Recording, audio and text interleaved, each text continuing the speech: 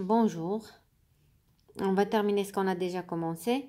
On était sur la dernière question et la deuxième qui était la particularité de la multiplication des virus. On a dit que normalement les virus se multiplient obligatoirement dans des cellules vivantes, c'est-à-dire ce sont des parasites parce qu'ils vivent toujours aux dépens des autres êtres vivants. Maintenant, on va passer à l'effet des microbes pathogènes sur l'organisme, c'est-à-dire des micro-organismes sur l'organisme. On sait très bien que les micro-organismes se multiplient dans des conditions telles que une température ambiante entre 20 et 40 degrés Celsius et des nutriments. Bon, vous savez que notre corps offre notamment ces conditions favorables parce que notre température est de 37 degrés, aussi bien il y a des nutriments abondants. Donc, lorsqu'un micro-organisme pathogène pénètre dans notre organisme, il commence à se multiplier, donc il va provoquer plusieurs maladies, il peut provoquer plusieurs maladies plus ou moins graves. Pour mettre en évidence l'effet de ces microbes pathogènes sur l'organisme, on exploite les données suivantes.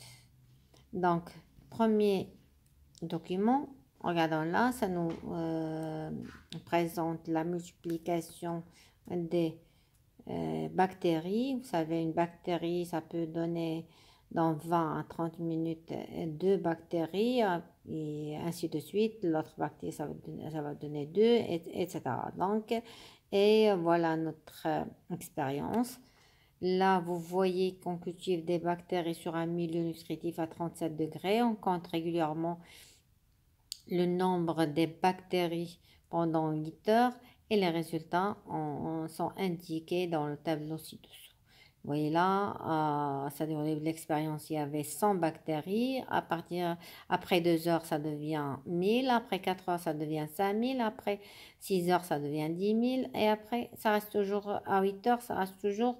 c'est-à-dire après 8 heures, ça reste toujours 10 000. Vous allez me dire pourquoi. Vous voyez ici, bon, notre, bien sûr, ici, vous voyez la courbe. Il y a une augmentation très rapide de nombre de bactéries jusqu'à 6 heures où elle reste un peu constante jusqu'à 8 heures. Vous allez me dire pourquoi ça reste constante. Eh bien, parce qu'il n'y a plus de nutriments, c'est pour cela qu'il ne se multiplie plus. Donc, on passe maintenant à la suite. Alors, la première question était de déterminer le mode de multiplication des bactéries.